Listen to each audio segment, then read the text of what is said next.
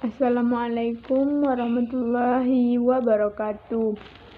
Perkenalkan, nama saya Anissa Fitriani dengan NIM 22002007. Saya berasal dari kelompok 3. Baiklah, saya akan membacakan hasil presentasi saya yang berjudul Konsep Dasar dalam Manajemen, yang dipimpin oleh Ibu dosen Profesor Nurhizrah Yestituati MID, IDD, dan Ibu Sari Febrianti SPD MPD.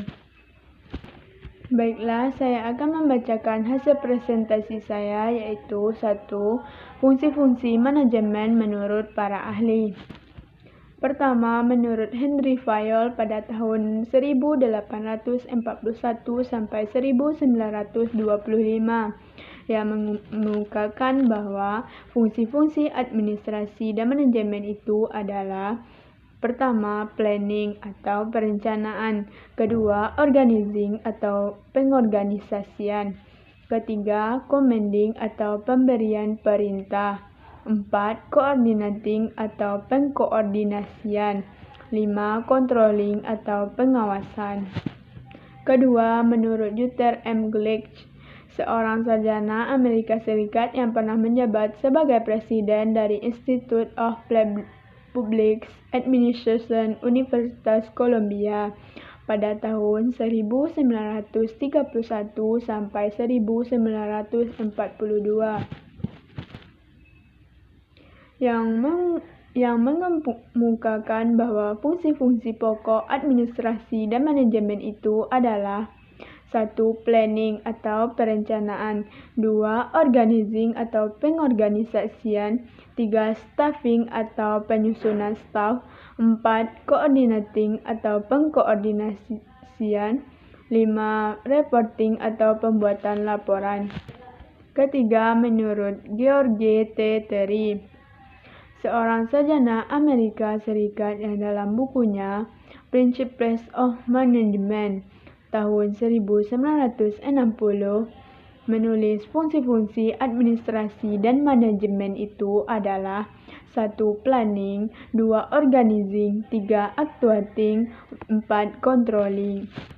Keempat, menurut John F. Mee, yang mengemukakan bahwa fungsi-fungsi tersebut dalam karya-karya ilmiah sebagai berikut: 1. Planning; 2. Organizing; 3. Motivating; 4. Controlling. Yang kelima, menurut John D. Millett, seorang sarjana Amerika Serikat mengajar di Universitas Columbia dengan karyanya yang berjudul Management in the Public Service. Beliau mengemukakan fungsi-fungsi administrasi dan manajemen itu menjadi dua bagian, yaitu 1. Directing; 2. Facilitating. Keenam, menurut Harold Kohns, dalam buku Manajemen tahun 1984 dikemukakan bahwa fungsi-fungsi pokok manajemen adalah: pertama, planning; kedua, organizing; ketiga, staffing; keempat, leading; kelima, controlling. Yang kedua, proses manajemen. 1. Perencanaan. Perencanaan merupakan definisi mengenai organisasi di masa depan dan cara mencapai tujuannya. Berarti penentuan sasaran sebagai pedoman kinerja organisasi di masa depan. Kedua, pengorganisasian. Biasanya mengikuti perencanaan dan mencerminkan organisasi yang mencoba untuk menyelesaikan rencana, penetapan dan pengelompokan tugas ke departemen, dan alokasi berbagai sumber daya ke berbagai departemen. Ketiga, kepemimpinan. Dalam organisasi, memberikan kepemimpinan menjadi fungsi manajemen yang semakin penting. Kelima, ada pengendalian. Pengendalian adalah fungsi keempat dan proses manajemen yang terkait dalam proses pengendalian. Artinya memantau aktivitas karyawan, menjaga organisasi agar tetap berjalan ke arah pencapaian sasaran.